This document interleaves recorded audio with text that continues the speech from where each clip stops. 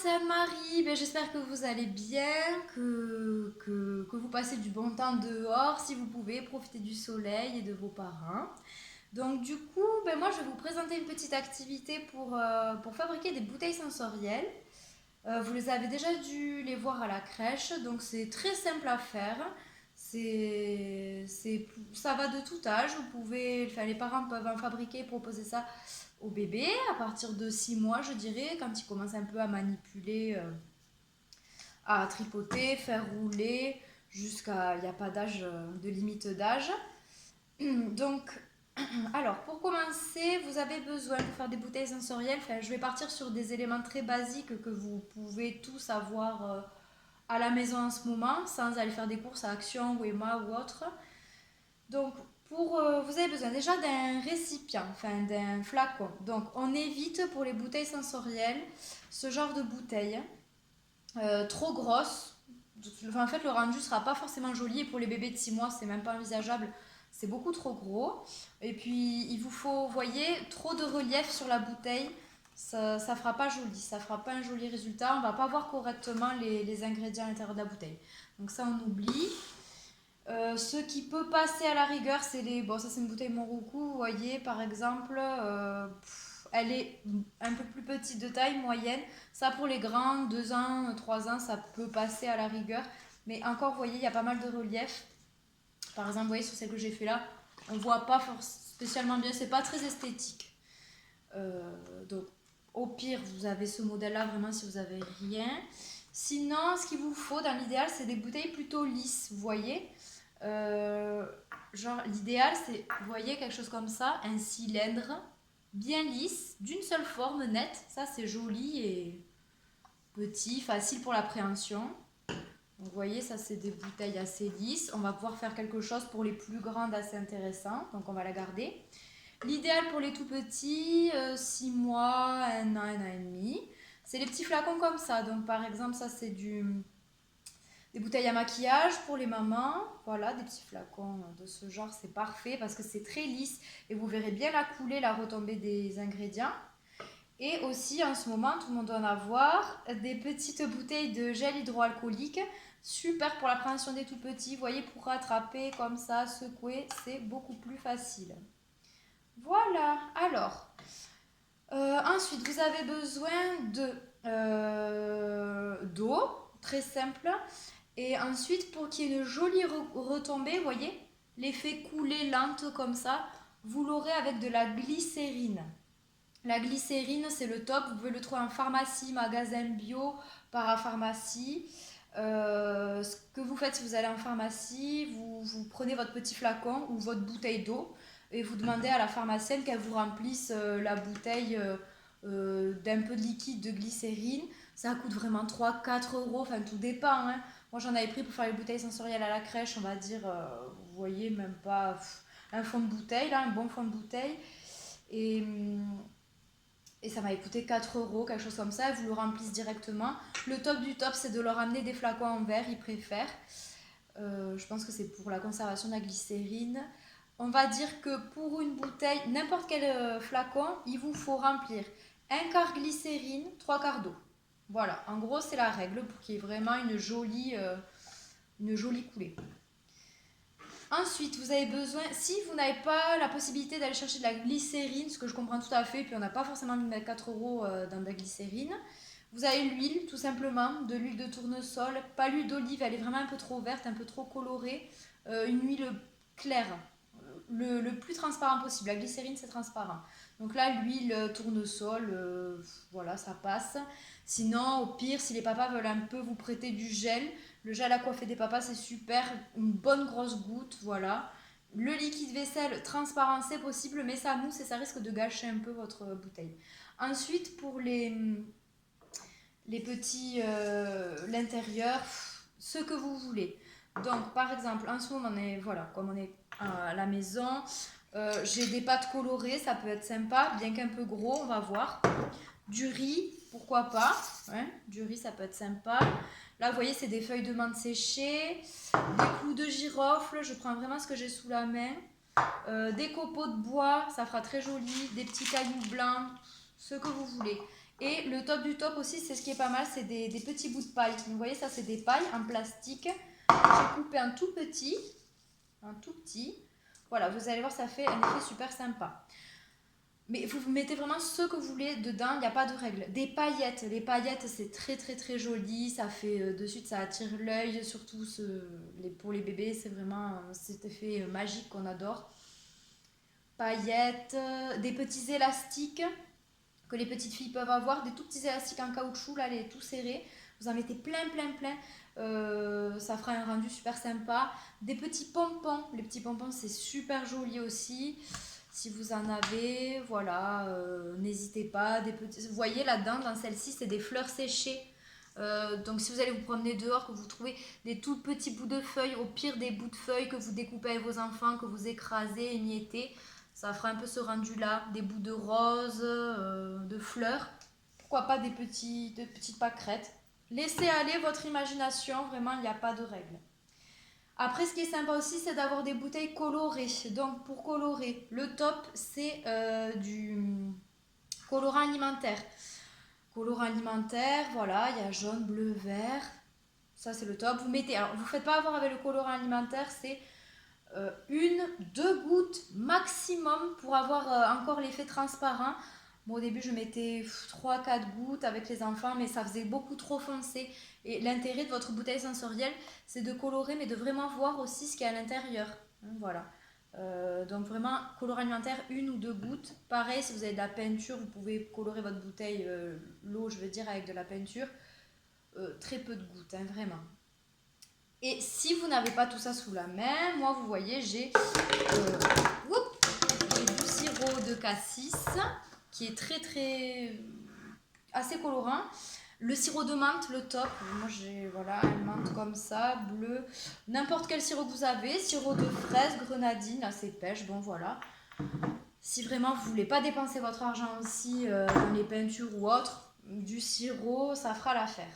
Donc on commence par exemple. Alors je vais prendre celle-ci. Hop, ce petit flacon. Donc, la règle, 3 quarts d'eau, 1 quart de glycérine ou huile ou gel, voilà. Donc, je vais remplir mon flacon avec de l'eau froide. Alors, hop. Donc, voilà. Ce qui est très important, c'est de l'eau froide, pas chaude, hein, parce que sinon, ça va. L'eau chaude, elle est calcaire, elle est trouble, ça va pas du tout aller. Et j'ai de l'huile. Donc, un petit peu d'huile. Hop. Voilà, je remplis mon bon quart. Ensuite, qu'est-ce que je vais mettre dans cette bouteille sensorielle? Alors, on commence par le liquide. Après, vous allez commencer à remplir. Donc, par exemple, là, je vais prendre des pailles. Mais si vous voyez que ça déborde, enfin, ce qui est intéressant, c'est quand même de mettre pas mal de composants à l'intérieur. Si vous voyez que ça commence à déborder, vous videz un peu de votre flacon dans l'évier. Parce que je pense que j'ai un peu trop rempli. Donc là, on y va. C'est aussi une super activité là, pour les moyens grands. Motricité fine, vous voyez, hop. Mettre les petits bouts de paille dans le flacon. C'est déjà une activité à part entière, hein, parce que c'est vraiment pas évident. On peut pas en mettre à côté. Hop. J'essaie de faire assez vite, mais vous prenez le temps. Donc on y va, on remplit. Vous pouvez faire des bouteilles thème couleur. Par exemple, si vous choisissez un colorant alimentaire vert pour une bouteille sensorielle verte, vous pouvez rester dans les petits, par exemple, des cailloux verts, des élastiques verts, des pompons verts. Voilà, pour respecter une logique, une cohérence, une thématique de couleur. Hop, je referme bien. Je secoue. Vous allez voir l'huile un peu. Vous voyez, l'huile, c'est sympa, ça fait des bulles aussi. Des grosses bulles. Hop, je pense même, vous voyez que j'ai mis un peu trop d'huile. Vous voyez, le rendu est moins joli. Je vais brancher mon pistolet à colle. Hop. Alors, ensuite, qu'est-ce qu'on pourrait mettre là-dedans? Là, j'ai mis des pailles. Je vais mettre, pourquoi pas, quelques cailloux. Ça, c'est des petits cailloux que j'ai trouvés dehors dans mon jardin. Cailloux blancs. Ça fera un peu de poids, vous voyez, de masse. Hop. C'est pas mal.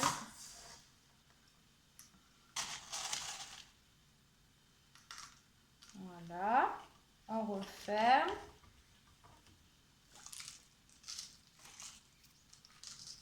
J'espère que vous voyez bien. Hop, j'ai mis beaucoup trop d'huile, donc on va en refaire un de suite pour que vous puissiez voir.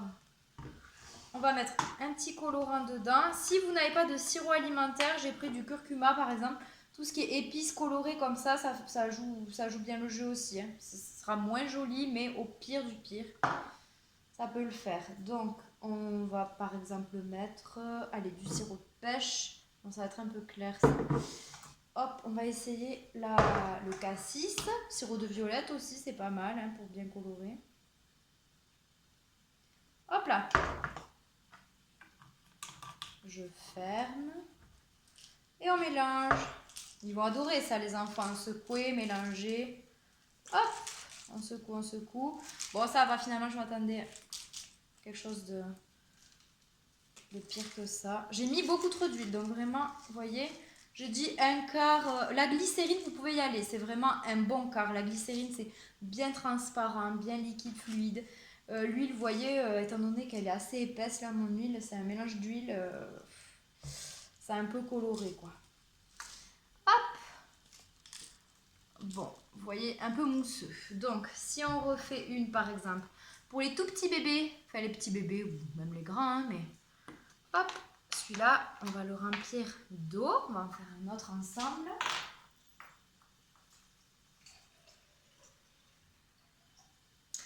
Vous voyez, hop, je remplis un tout petit peu. On va mettre cette fois-ci un peu moins d'huile.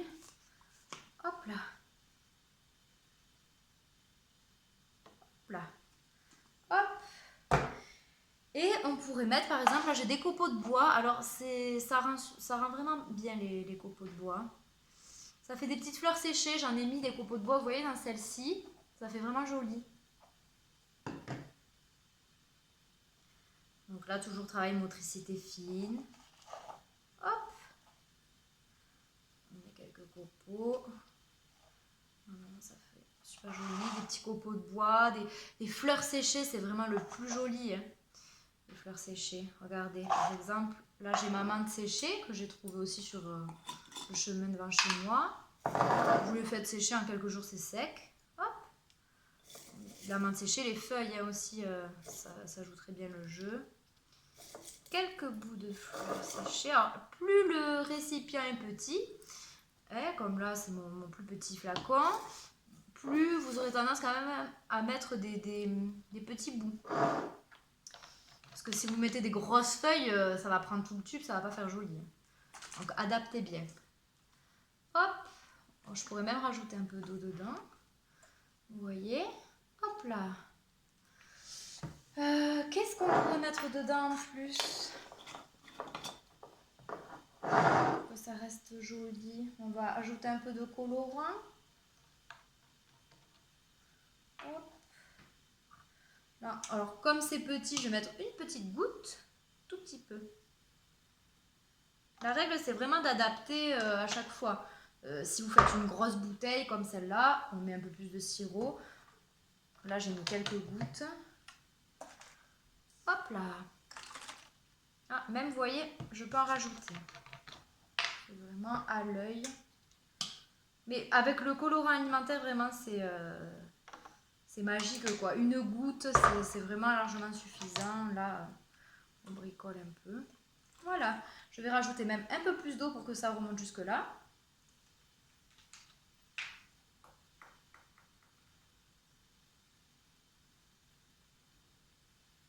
Là, comme elle est quasiment finie, hop, je trouve qu'il n'y a pas assez de composants, donc j'en rajoute.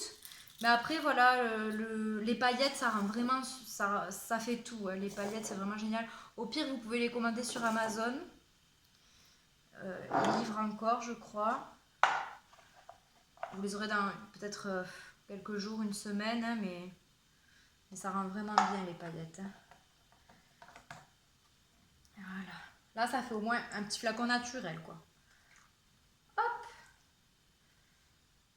voilà. On va dire que ça donne quelque chose comme ça. Hop là. Voilà. Les petites pailles. Et ensuite, bon, pour faire une plus grosse, hein, pour les grands, on va dire, ils vont pouvoir bien s'amuser à secouer et tout. Je remplis d'eau aussi.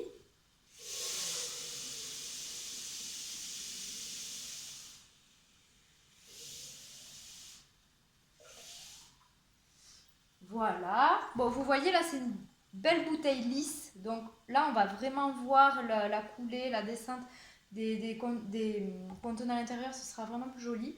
On va faire paille. Je vais finir toutes mes pailles. Hop là. Vous voyez là, c'est un plus gros goulot. Donc c'est peut-être plus facile pour les grands de faire seul à ce moment-là. Hop, les pailles, ça a vraiment aussi un très très joli effet, je trouve, hein.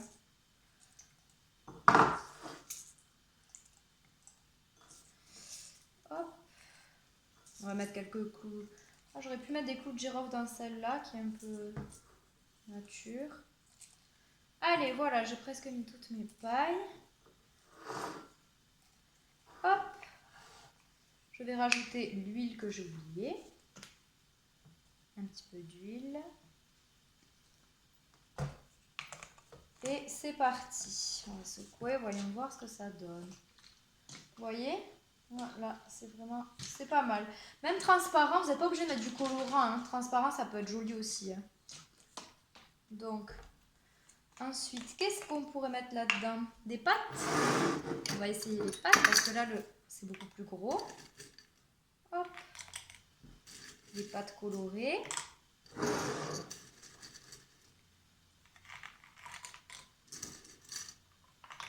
Vous voyez, ça tombe direct, hein, c'est assez lourd les pâtes.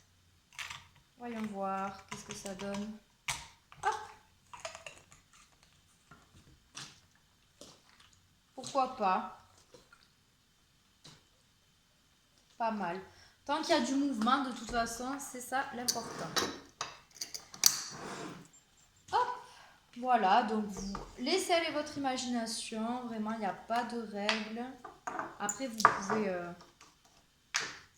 des petites photos que vous nous montrerez à la rentrée, hein. Je mets quelques clous de girofle, ça peut être sympa dans celle-ci. Travailler les odeurs, vous voyez, c'est vraiment...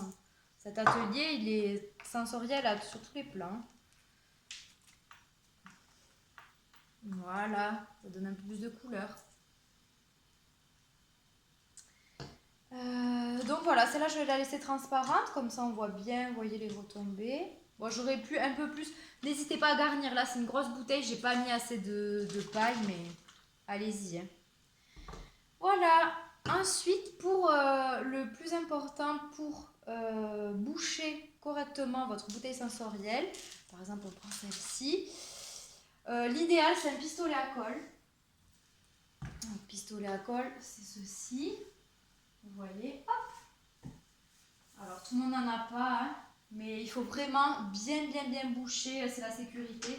Bon après, si la bouteille sensorielle s'ouvre, l'enfant réussit à l'ouvrir chez vous dans votre salon, bon, il n'y a rien de dangereux, c'est pas des produits toxiques, hein, c'est de l'eau, de la grenadine, des pailles, bon, attention à ce qu'ils ne mettent pas la bouche, mais les petits morceaux de paille ou cailloux, mais après, rien qui les brûle ou quoi que ce soit, hein. Donc, je vous conseille, si vous n'avez pas de pistolet à colle, de la glu, ça fait très bien le job. Vous mettez la colle dans le bouchon et vite, vous revissez, vous serrez fort. Donc là, par exemple, le pistolet à colle, je mets ma colle dedans. Hop, je mets mon bâton. Je mets ma colle dedans. Vite, je referme.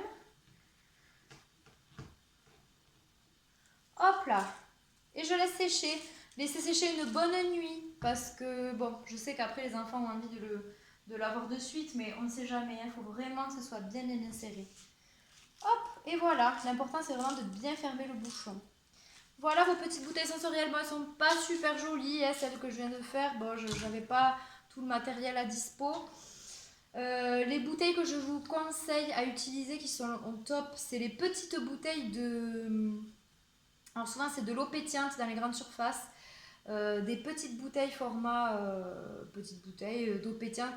Il y a vous voyez ce qui est bien en fait, c'est les petites bouteilles de Perrier qui sont très lisses et rondes, qui jouent très bien le jeu, mais elles sont vertes. Donc les bouteilles colorées, souvent, où le plastique est coloré, on verra pas bien. Il vous les faut vraiment transparents, comme ça c'est le mieux. Des petites bouteilles lisses, quoi. Voilà, c'est ça qu'il vous faut. Et le top du top, si vous pouvez, c'est les flacons comme ça, de maquillage, de démaquillant, ou les cylindres, quoi. Les tubes, vous voyez, là super préhension, et puis c'est beaucoup plus joli au retombé. Là, vous voyez, quand même, j'avais mis pas mal d'huile. Mais pas de colorant. J'ai mis que de l'huile, de l'eau, et on voit très bien. Voilà, voilà. Voilà pour ce petit tuto bouteille sensorielle. J'espère que vous allez bien, que ça vous a plu. Si vous avez des questions, n'hésitez pas à les poser par mail à Laure et elle me les transmettra, j'y répondrai. On pense bien à vous, j'espère que tout va bien. On se retrouve bientôt et bye bye, au revoir et bisous les enfants.